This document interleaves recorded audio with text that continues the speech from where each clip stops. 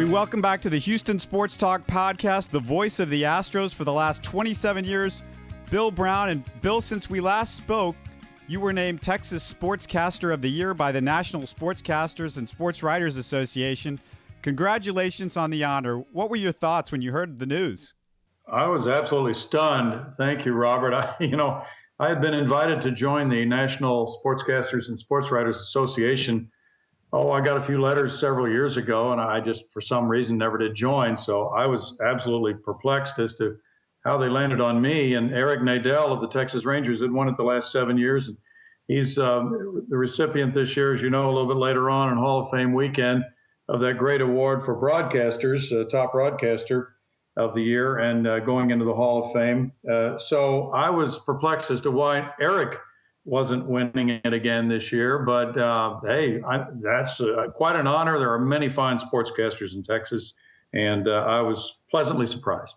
Well, you certainly deserve it, and this week has been an interesting one for you. The Astros Caravan made their way around Texas this past week. I'm sure it's always fun to interact with the fans. Tell us a little bit about this year's experience and some of your favorite moments from the Caravan. We had a lot of good moments. We were in the group in San Antonio. We spent 2 nights there, and it was a variety of visits. We had a couple of school visits, younger type kids, 7, 8 years old. And it was fun to see Mark Appel and Jose Altuve were the 2 players, and then Art Howe was also along on the Caravan, and he had a wealth of experience he could pass along to people. So it was a good group, and Jeff Luhnow joined us for some of the visits. Reed Ryan popped in the second day in San Antonio. And my favorite visit was the Intrepid Center at Fort Sam, Houston. Very solemn mission of that center, and that is to rehabilitate soldiers who have lost limbs in the battles overseas. And that's a very difficult time when, you walk into a place and you realize that here's a guy who got his leg blown off, and there was a 3-star general who came down to meet us, and that doesn't happen every day. But he talked to the players about how important it was for them to just share some thoughts with the soldiers, because it's a similar mindset on, a player has to pick himself up after a bad season or a bad game, and the soldiers have to realize that they have plenty more life left to live now and do their best in rehabbing as players do from injuries, to try to get themselves in as good a shape as they can physically. And I don't know where I've been, but I was totally unaware that these soldiers, even after having a leg or an arm blown off, are going back into battle. I just didn't even know that was being allowed, but that's what they were telling us. And that is just some kind of courage. So it made a big impression on me. Wow, that's quite something to learn from the Caravan.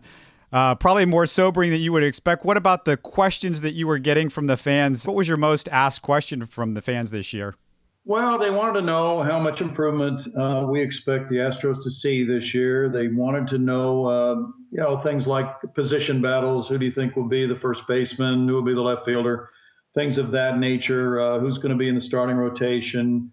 And just general questions like that. But there were a lot of bullpen questions that came up because of the improvement the Astros have made to the relief corps. So we spent a good deal of time on that. And I do feel that's going to be a vastly improved area. I think we talked about that last time, Robert and RG.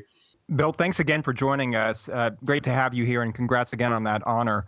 And since we last spoke, also, Craig Biggio missed out on Cooperstown by 0.2% of the vote.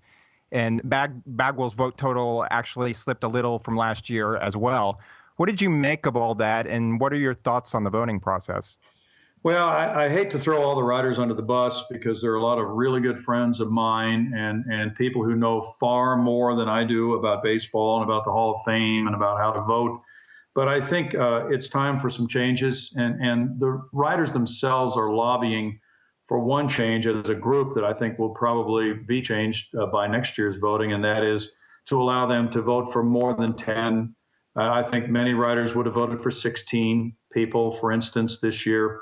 And this also had escaped me, but I was reading some of the articles, and you guys probably read this too.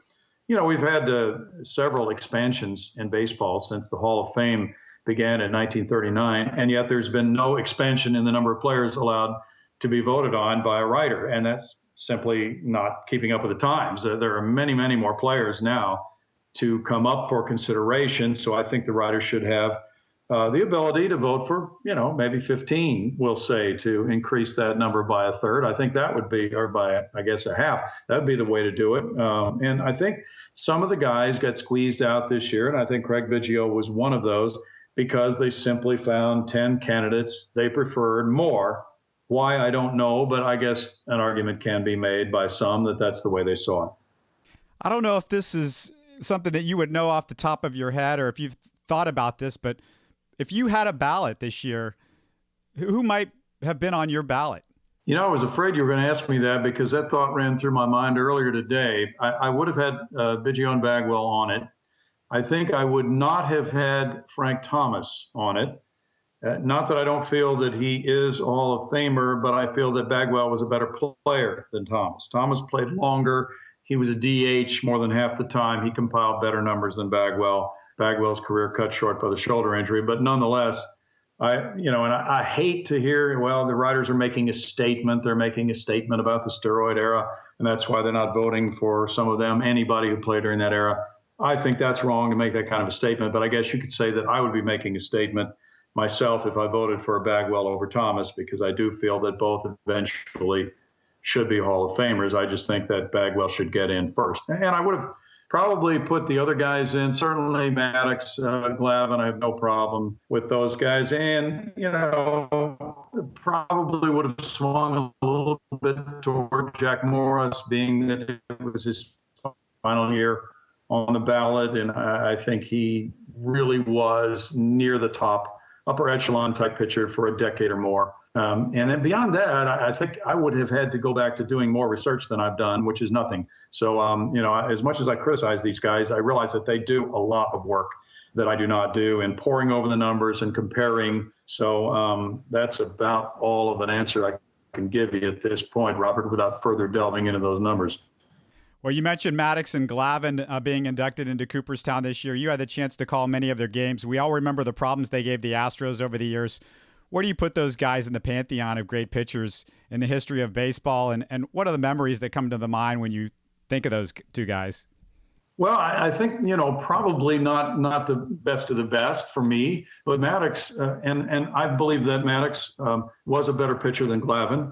I think Glavine was a very smart pitcher. I think he benefited from, at times, a very wide strike zone, and we saw it time after time when he pitched against the Astros with all those right-handed hitting lineups. He would get them to chase changeups off the plate, and they felt they had to protect the plate because the plate seemed to be wider in those days, especially when Eric Gregg was umpiring. But that is nothing more than Tom Glavine taking advantage of the factors that were available to him at the time. I think Maddux, to me, ranked, near the best, near the tops, top 10% maybe ever to pitch, because of the fact that his command was so good that he made it look so easy. He wasn't a big strikeout guy, but he had an amazing ability to get the ball hit on the ground up the middle. And he himself, with Gold Glove ability, fielded a lot of those ground balls. It was just incredible how very few balls were hit on the ground near the first base line or the third base line, and that allowed the Braves to pinch their corner infielders in toward the middle of the diamond. And he certainly, again, was a master at executing that plan. Well, you mentioned earlier that the Astros picked up some relief pitching in the offseason in the free agent market. They added Scott Feldman to the starters. The pen, we talked about Jesse Crane and Albers and Qualls, a couple of ex-Astros. Plus, they picked up outfielder Dexter Fowler for Jordan Lyles and Brandon Barnes. Is there a particular addition that you're most intrigued by? What caught your eye about the offseason in total? Well, I was talking with the players who were on the Caravan to San Antonio about all the games the Astros lost after the sixth inning last year. And I think they've addressed, and, one of the reasons, frankly, was the trade of Jose Veras, which was something that they chose to do to acquire a young player in return. Well, that really hurt in the last 2 months of the season, not having Veras. And so the other guys in the bullpen were very young and inexperienced, and they were paying the price of not having that experience. And then there was the search for a closer, and I think it really backfired on the Astros, and the bullpen was a victim of inexperience. But now, with those three guys you mentioned, I think it's going to be vastly different. And the players on the Caravan felt this way too, that now all of a sudden, and most major league clubs who are decent will tell you that they feel really good if they take a lead into the seventh inning. This club couldn't do that last year, but I think this year can be a vastly different story. And I think, Matt Albers pointed out to me Saturday at FanFest, he made the point that I completely agree with. Just win the games that are winnable games. Now, if they're losing 10-2, that's not a winnable game. If they're ahead 4-2 after 6, that's a game they feel they should win. And they really struggled to do that last year, but Matt's been around long enough now to understand where he fits into the scheme of things, and I think he can be a big help along with those other two guys you mentioned. Bill, what do you think about the starting rotation going into next year? Obviously, Jared Cozart and Brett Oberholzer did very well towards the end of the season last year. Still have guys like Paul Clemens and, obviously picked up Scott Feldman. How do you see the starting rotation shaking out for the Astros in the upcoming season? I would think that the top three, just on paper and talking to various people in the media who cover the club, would be Feldman, Oberholzer, and Cozart in the rotation. And then I think Peacock probably would be ranked by many as the number 4 type guy. I think it would be a wide open battle for the number 5 spot. Could be that Lucas Harrell will regain his spot in the rotation. It might be a Dallas Keuchel. It might be a Clemens. And then somebody pointed out to me something that was pretty interesting, and that is that, as you remember, Jared Cozart was shut down last year because the Astros felt he had pitched enough innings. So that would mean that he wouldn't be in line for the full complement of innings this year. They normally don't increase innings loads by more than about 15 innings per year, we'll say, on average, especially for a young pitcher who's highly regarded. So perhaps they might want to say to start the season that Cozart is their number 5 starter. That way they could skip him, and it would be easier to manage his innings than get to mid-August if he had made every start and say, we're going to have to shut you down right now. But I think the exciting thing is that there are other options. There are people who have pitched well at AAA. Asher Wojciechowski comes to mind. I talked with Quentin McCracken Saturday at FanFest, and he said, I think Asher is a solid number 3 major league starter when he arrives. And so I think that there is more encouragement by the depth in the organization. And certainly if somebody gets hurt or falters, I don't think the organization will hesitate to promote one of these young guys who are pretty close right now. I wanted to ask also, the Astros were in on the bidding for both Tanaka and Abreu, a couple of the higher-priced free agents. And I know this took some people by surprise. Were you surprised at all? Was this all for show, or is this a good sign for the future health of the organization?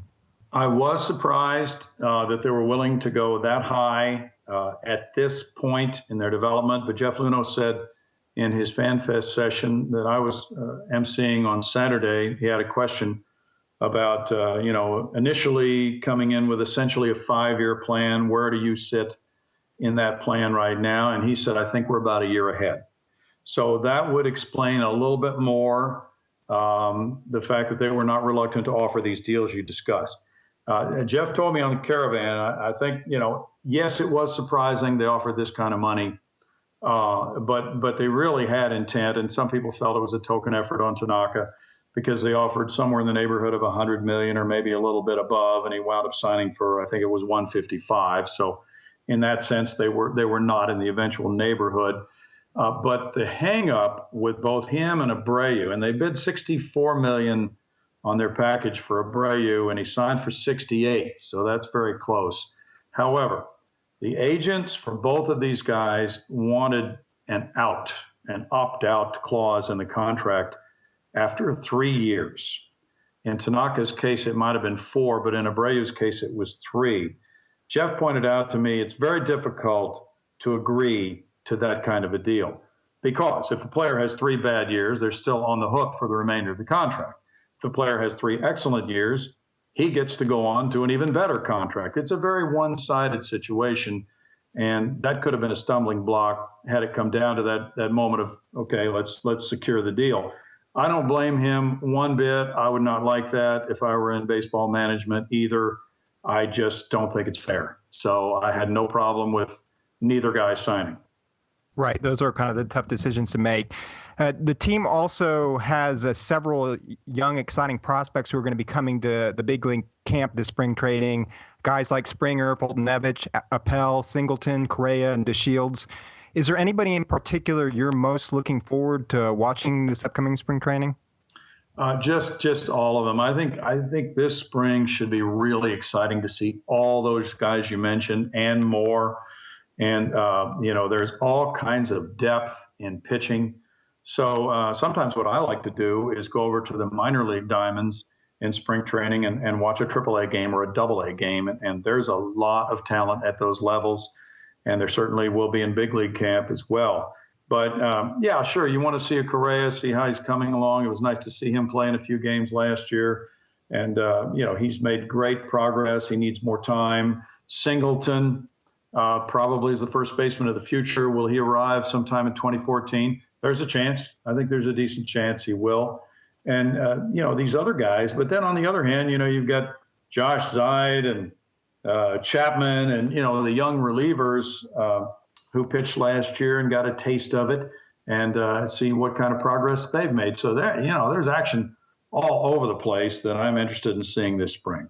You mentioned it right there, too, with John Singleton and seeing him at first base this upcoming season. Do you think he has a chance to get the job right out of spring training? Because there's also Jesus Guzman. He could split time with Brett Wallace. And also, of course, the question everybody wants to know, will George Springer make the club out of spring training? Will he be part of that outfield with Fowler, Grossman, Hose?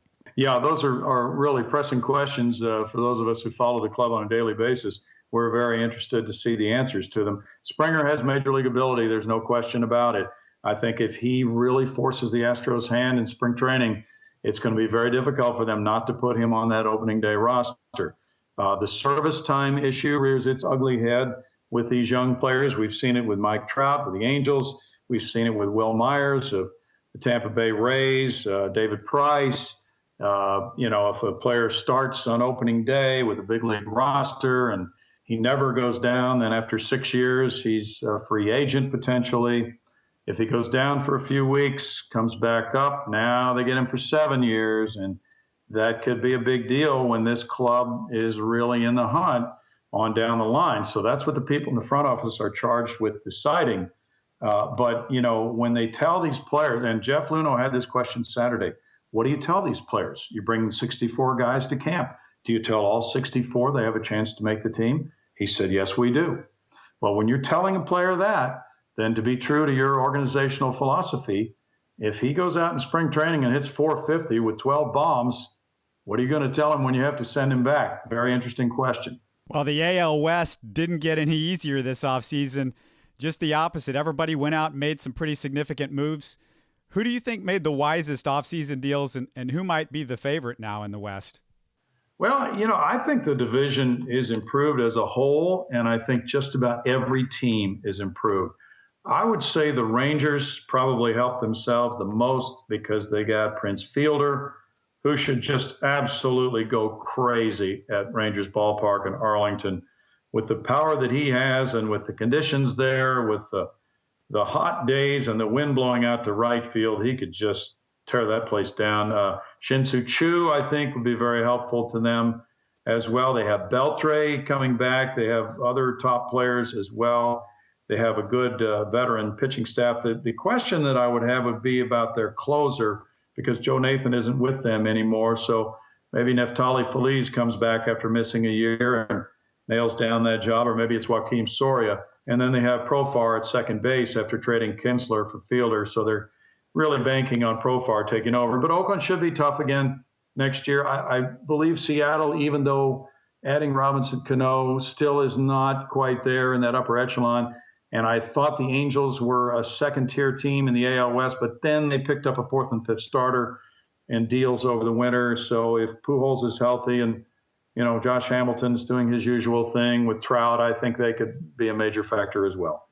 The replay rules are changing in a big way this upcoming season. What do you think of the new expanded baseball replay rules? And at least they won't be throwing a red flag like in the NFL. We won't be seeing that. Yeah, it's going to be fascinating. I'm not sure that I know all the possibilities here. I'd like to see what happens in spring training and then the early part of the season. But I believe that the committee members have said it could be a 3-year process. I think John Schuerholz made that statement that, by the end of the 3rd year, we hope we have everything tweaked well enough. And I think it's going to be an evolutionary situation like that. I'm sure there are some things that haven't been anticipated that are going to come along, and they're going to have us all scratching our heads. But there are definitely some different elements to this. I think it's going to be really good for the fans because they're going to get to see all the controversial replays on the video boards, which they have been denied for all these years. I think it's not going to slow the game down that much because a decision will be made by the umpires who are reviewing the play in New York. And I don't think arguing is going to be allowed. And what's the point in arguing with the guys on the field if they didn't make the final call on it?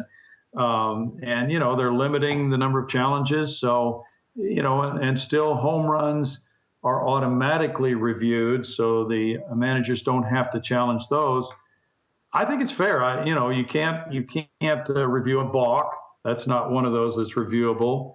You cannot review a double play at second base if the middle infielder's trying to get out of the way of the runner. They're going to let him cheat a little bit still and not make him have that foot on the bag with the ball. I think that's fair to avoid injury. But if it's a tag play at second, they certainly review that. Fair balls in the outfield. Trapped balls in the outfield, those are all reviewable. So I think they've addressed a lot of the issues, and I really believe it's going to go pretty smoothly. Yeah, one of the things I was wondering about is I hear all the calls are going to be made out of New York, and I wonder if these guys in New York are going to want to get to sleep at about 2 or 3 o'clock in the morning when we're doing these West Coast games. Yeah, I know the umpires probably wouldn't have agreed to this if they hadn't gotten extra jobs out of it. So I don't know how many additional umpires are going to be added to the staff to handle a replay, but hopefully there will be, at least one guy per game. And just think about that's 15 games right there. So you'd have 15 additional umpires if you only had one man. And I have a feeling they're going to have more than one. So this should be interesting when the final details come out about how many people have been hired to handle this. Well, we had Reed Ryan on the podcast a couple of weeks ago, and I know he's working on getting Nolan back involved with the organization. I read in the paper the other day that Jim Crane is trying to make that happen. What have you heard about that? I know all of us that are big Nolan fans would love to see him and are excited about that possibility. Absolutely. Reed had that question in San Antonio on the Caravan, and what he said was that he'd love to see his dad join the club. They have to explore, he and Jim Crane, whether there's a fit. Nolan doesn't want to come in and take over Jeff Luhnow's job. He doesn't want to take over his son's job. He's not big on coming to the office every day. Doesn't live in Houston, but surely there would be a role for him. We all know that. But what does he want to do? Does he want to work with young pitchers? And so these are the things that they have to discuss. And if it's a good fit, hopefully he will be back very soon. Yeah, we all hope that Nolan gets back to the organization. Any changes on the broadcast side coming this year? Is it the same arrangement in the booth with you and Alan Ashby for home games? And are you going to make any of the road trips this year? I'm going to do the same thing I did last year, which is 100 total games. It's the same broadcasters. Jeff Blum joined us, and he did, I believe Jeff did about 80 games last year. He's on the same schedule. Same radio broadcasters that we had last year. And, still the issue to be worked out is the affiliate issue for the telecast, and that's in bankruptcy court, as you know, so nothing new to add on that. I think the February 4th date upcoming is the one for final arguments in that. And then, hopefully a few days after that, the judge would make a ruling, barring some unforeseen development prior to that. One of the things I was wondering, we're at about late January when we're recording this. When do you start getting that, I'm starting to get bored feeling, let's start baseball up again? Are we at that point for you right now? We're there. I posted something on Facebook tonight. I just got a UPS delivery of Baseball Prospectus. I don't know if you guys get that book or not, but it is outstanding. And I had my wife take a little Facebook photo of me with the book spread out in front of my face so you couldn't see my face. You could see my Astros cap up on top of the book. And my post was, If I don't answer any emails or texts or phone calls for the next 24 hours on ice day, please forgive me. But it's going to be a great day to sit down with that book by the fireplace. Last time we talked to you after we got wrapped up, you told us a great story about Bob Prince and Bill Mazeroski. I wanted to get that on tape. Can you tell us that story? I'm a huge Bob Prince fan. He's one of my favorite broadcasters in the pantheon of great broadcasters in baseball. Yeah, another Hall of Famer, and oh, what a guy! He was just one of a kind. But I got a chance to spend some time with Bob the year I was in Pittsburgh working for Home Sports Entertainment. And he told me this story about back in 1960, the networks, the network was NBC at that time, televising the World Series, had a custom of having the home broadcaster be on the NBC telecast to join with the regulars. I believe it was Kurt Gowdy and Tony Kubek, if memory serves. But anyway, so Bob Prince came in as the Pirates expert, so to speak, and he did the home games in Pittsburgh. And then when they were on the road, they picked up somebody from the Yankees.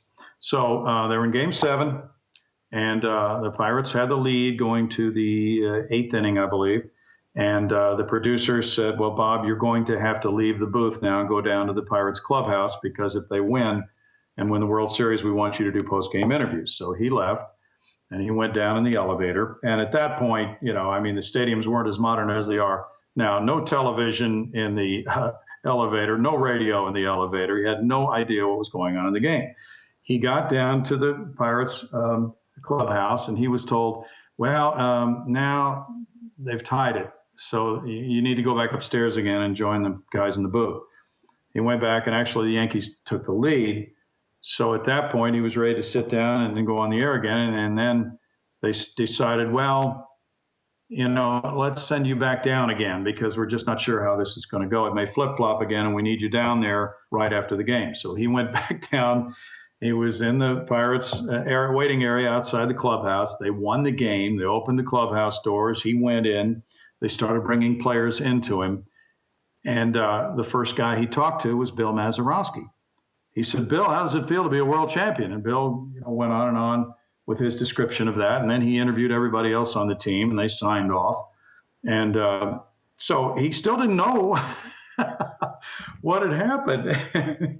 He and his wife went out for dinner, and they ordered a drink before dinner. And I forgot what Bob usually drank. I think it was a Silver Bullet, but we'll say he ordered a Silver Bullet. And then he asked his wife, well, how did we win that game anyway?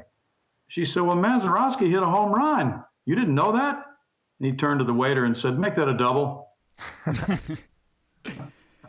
Yeah, and Prince was, he was such a character as a broadcaster from everything you read about and hear. And he was, at one point, he was an Astros broadcaster, but the guy that I just love, and I think you know of him, Bill, as well. The guy that was his predecessor for the Pirates, and that was Rosie Rosewell. And whenever there was a ball that was going to be going over the fence, and it looked like it was going to be a home run, and he had the most creative and crazy call that you've ever heard for a home run, he would start yelling at the top of his lungs, "Open up the window, Aunt Minnie!" And there was I guess an apartment house or something like that outside the outfield fence. And he would just start yelling louder and louder, "Open up the window, Aunt Minnie, open up the window." And then he would, as soon as the ball, got over the fence and the crowd, you could hear the crowd cheer, and he would just drop a tray full of nuts and bolts or whatever. And you hear this huge crash. And every time he'd say the same thing, "Well, Aunt Minnie tripped over a garden hose. She didn't make it again." And everybody just assumed the window got knocked out by the baseball. So that was... Yeah. And Bob Prince used to call him when Willie Stargell hit a long home run. Willie Stargell owned a fried chicken establishment somewhere in Pittsburgh. I don't remember if it was Popeye's Fried Chicken or Church's Fried Chicken or what it was. But every time he hit a long home run, Prince's call would be "Chicken on the Hill." Because I guess they gave away, somebody got a free fried chicken order when Willie hit a home run. So, yeah, he had some creative calls. And here's another one. You guys have another minute. I was telling this one on the Caravan while we're on the Pirates. Steve Blass was a practical joker, and they were asking the guys on our caravan, well, who's a practical joker? And they looked at each other, and they really couldn't come up with anybody. So I said, well, here's a story for you guys. Steve Blass was not pitching one day, and Roberto Clemente had this custom of not putting on his uniform until about 5 minutes before game time. He'd be sitting there in a T-shirt and shorts. So Steve decided he was going to steal Clemente's uniform and hide it from him. Well, sure enough, he did that, and 5 minutes before game time, Clemente starts looking around. His uniform's not in his locker. He's just tearing up the clubhouse trying to find his uniform. The team is taking the field. There's no right fielder, and they had to hold up the game until he could get his uniform on and get out there. So, these things don't happen anymore. We need more stories like this. Well, didn't the Astros have some really good practical jokers back in the day with Charlie Kerfeld and Larry Anderson? I remember those late 80s teams. Yes, they did. Yes, they did. And I couldn't tell you what all they did. I know Kerfeld got fined one time for eating ribs in the bullpen at Shea Stadium because the Mets were televising, and they got a shot of it on camera, and Tim McCarver started talking about him eating ribs in the bullpen. So he had to suck up a fine for that one. Was it Kerfeld that got traded for boxes of Jell-O or something like that? Well, he wanted he wanted more money, and they wouldn't give him more money. So he asked for I think his number was 37. So we'll just say that it was. And I think at that point he had no leverage. They named what his salary was. He was not arbitration eligible. I believe it was before arbitration. So he just said, well, throw in 37 boxes of orange Jell-O just to make a joke out of it. Yeah, I remember that. I was trying to remember exactly how this story goes, but yeah, Kerfeld and Anderson, they were crazy. And it seems almost like, you hear some of those stories a little bit today, but the Astros guys have been they're pretty much straight guys these days. There's not a lot of jokers on this team. Have you seen many in the last few years? No, I have not. Boy, I wish we would get one. That really livens up the clubhouse when you have one guy who's always trying to pull some shenanigans, and then everybody's looking over his shoulder. That makes it a lot of fun. Not that, people in the public would ever get to see that, but it's fun for those of us who get to go down there every day. Well, I remember with Biggio and Bagwell, they used to always talk about Casey Candell, I guess one of the legendary kind of practical jokers back in the day. Casey was good. We got into Montreal one time about 3 a.m, which was pretty standard. And we were waiting, we had to go through customs. And then after we cleared customs, we were all waiting around the baggage carousel for our luggage to come down. And so we had a way of betting on whose bag was first. So somebody would collect $1 from everybody who wanted to be in on the bet. And if your suitcase was the first one down the carousel, you collected all the money. Well, we were waiting, and it was taking an extraordinarily long amount of time for some reason this night. And, we're all tired, and we're ready to end this thing. And the only suspense was that somebody was going to win the money, whatever it was, $12 or $15 or whatever it was. So the first thing down the carousel, with all of our eyes riveted, was Casey Candell himself. No bag, just Casey. And then one time we were taking off on a flight to somewhere, and he went up to first class, and nobody even knew he was up there because the only people who sit in first class are the manager and the coaches and the front office people, usually the traveling secretary and the equipment manager, because the equipment manager has to get off first. So we're taking off, and we've been in the air about 5 minutes, and the plane is still at a very steep angle. Casey had gotten a piece of cardboard from a box somewhere, and he sat down on this piece of cardboard, and he went down. He just went down the aisle of the airplane, sliding like down a steep ski slope or something like that, just straight down to the back of the plane. Went flying right by all of us.